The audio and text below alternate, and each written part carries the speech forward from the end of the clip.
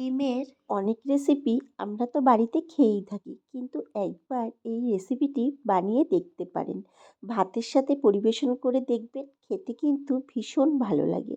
নমস্কার বন্ধুরা, কিচেন অপশনটাই চ্যানেলে আপনাদের স্বাগত। আমি এখানে 3টে ডিম সিদ্ধ করতে বসিয়ে দিয়েছি। পরিমাণ মতো লবণও দিয়ে দিয়েছিলাম। 10 মিনিট ফুটিয়ে নেওয়ার পর আপনাদের দেখাচ্ছি। এখন নামিয়ে নিয়ে ঠান্ডা করে খোসা ছাড়িয়ে নেব। এইদিকে কড়াইতে বেশ খানিকটা তেল বসিয়ে দিয়েছি। তেলের মধ্যে দিয়ে দিলাম 1 চামচ হলুদ গুঁড়ো আর হাফ চামচ লবণ।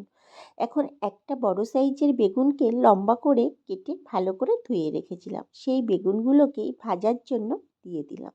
2 থেকে 3 মিনিট এক পিঠ ভাজা হয়ে যাওয়ার পর বেগুনগুলোকে উল্টে দেব। এইভাবে অপর পিঠও একটু লাল করে ভেজে নেব। দেখুন, বেগুনগুলোকে কিন্তু এখানে দেখেই বোঝা যাচ্ছে বেশ সুন্দর ভাজা হয়েছে এবং নরমও হয়ে গেছে।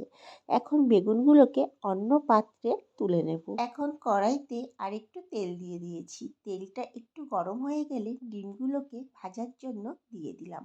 এর মধ্যে দিয়ে দিলাম পরিমাণ মতো হলুদ এবং পরিমাণ মতো লবণ। এখন উল্টে পাল্টে ডিমগুলোকে একটু লাল লাল করে ভেজে নেব। দেখুন, আমার এখানে ডিমগুলো ভাজতে ভাজতে কিন্তু লাল হয়ে এসেছে। এখন ডিমগুলোকে অন্য পাত্রে তুলে নিলাম। ওই তেলের মধ্যেই গোটা জিরে আর শুকনো লঙ্কা ফোড়ন দিয়ে দিলাম। ফোড়নটাকে কয়েক সেকেন্ড একটু ভেজে নেব। এখন এর মধ্যে দিয়ে দেব 1 চামচ কাশ্মীরি লঙ্কার গুঁড়ো আর 1 চামচ জিরের গুঁড়ো। তেলের সাথে মশলাটাকে বেশ ভালো করে মিশিয়ে নেব। এবার দিয়ে দেব মাঝারি সাইজের 2টো পেঁয়াজ কুচি। দিয়ে দেব পরিমাণ মতো লবণ এবং পরিমাণ মতো হলুদ। 2 থেকে 3 মিনিট পেঁয়াজটাকে একটু ভেজে নেব। আমি এখানে 3 মিনিট মতো পেঁয়াজটাকে ভেজে নিয়েছিলাম। এখন এর মধ্যে দিয়ে দিচ্ছি একটা মাঝারি সাইজের টমেটো কুচি। এখন নেড়ে যেতে হবে যতক্ষণ না টমেটো আর পেঁয়াজটা ভালো মতো নরম হয়ে না যায়। আমি এখানে 4 থেকে 5 মিনিট নেড়ে নিয়েছিলাম।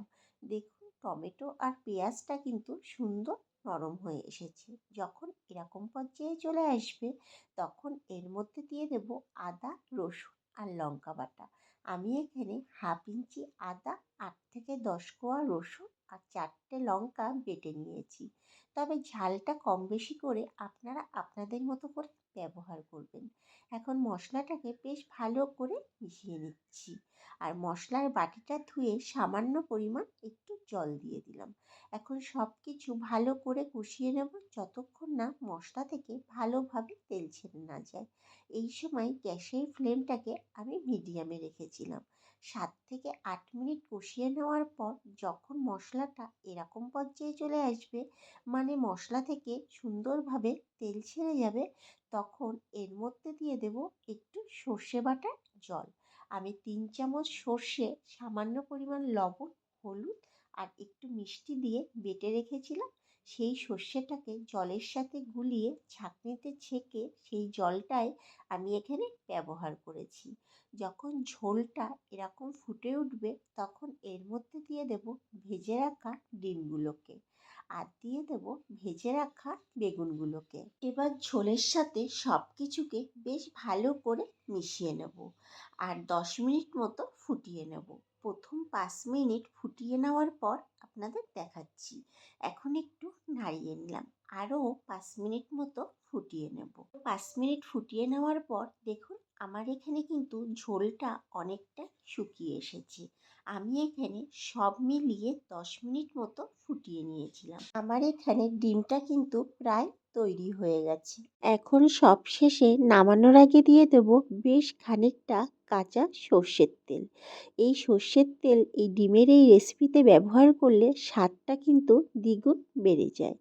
এখন ভালো করে মিশিয়ে নিয়ে কড়াই থেকে নামিয়ে নেব। তৈরি হয়ে গেল দারুণ স্বাদের ডিম বেগুনের রেসিপি। ভাতের সাথে একবার পরিবেশন করে দেখবেন, খেতে কিন্তু অসাধারণ হয়। রেসিপিটি একবার হলেও বাড়িতে করে দেখবেন। রেসিপিটি যদি ভালো লেগে থাকে, আমার চ্যানেলটিকে সাবস্ক্রাইব এবং ফেসবুক পেজ থেকে যদি দেখে থাকেন, পেজটিকে ফলো করে দেওয়ার অনুরোধ রইল। দেখা হচ্ছে নতুন একটি ভিডিওতে।